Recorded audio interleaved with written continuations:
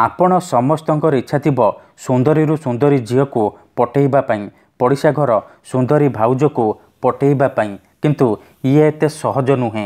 एथिपाई आजिर एही भिडियोटी रे मु आपनक पई एमिति एक प्रचंड महाशक्तिशाली वशीकरण नहीं आसीची जहाकू आपण करदेले निज पसंदर केउ भी झील बा विवाहिता नारी को अति सहजरे पटेई पारिबे ताठारू निजर मन मुताबक काम हासिल करि पारिबे। केवल आपण को ओम भगवते काम देवाय एही मंत्र को पढ़िबार अछि। तापर देखिबे जेउ झील पटु नथिला आपण को भाव देउ नथिला से झील किपरि आपणक प्रेम रे दीवानी हो जिवो। निजे आसी आपणक सहित कथा हबो आपण को भल पाउची बोली कहिबो।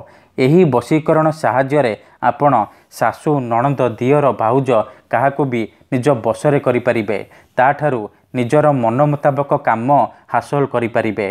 तेबे एही वशीकरण करिबा सबुठारु सहज। एहाकू आपण किपरि करिबे केमिति करिबे एहार प्रयोग विधि कौन मु आपनकू शिखेइबी। जानिबा पई भिडियोटी को पूरा ध्यान सहित शेष पर्यंत देखंतु तेबे जाय कि आपण संपूर्ण प्रयोग विधि जानि परिबे। ठीक अछि तेबे मने रखंतु एही वशीकरण करिबा पई आपनकू खंडे सादा कागज आउ कला कलम अल्प टिके लाल सिंदूरर आवश्यक।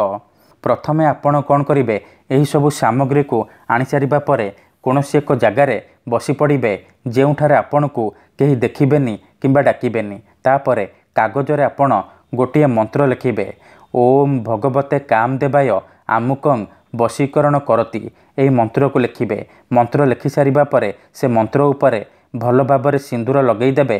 तापरे मंत्र को अभिमंत्रित करिबे। मंत्र को अभिमंत्रित करिबा पई सेई झियो बा नारी को मने मने भाबिबे तार मुह को निज मनरे भाबिबे। तापरे मंत्र को 21 थर पाठ करिबे ओम भगवते काम देवाय आमुकं वशीकरण करती। आमुकं जगार आपण सेई झियो बा नारीर नाम कहिबे जहाकू आपण बसरे करने चाहूँगी।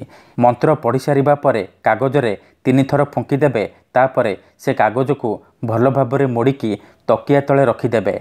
ग्यारंटी देउची एही विधि एपटे करिबा मात्रे सेपटे से झियो बा नारी आपणक आड़को आकर्षित हेबाकू लागिबो।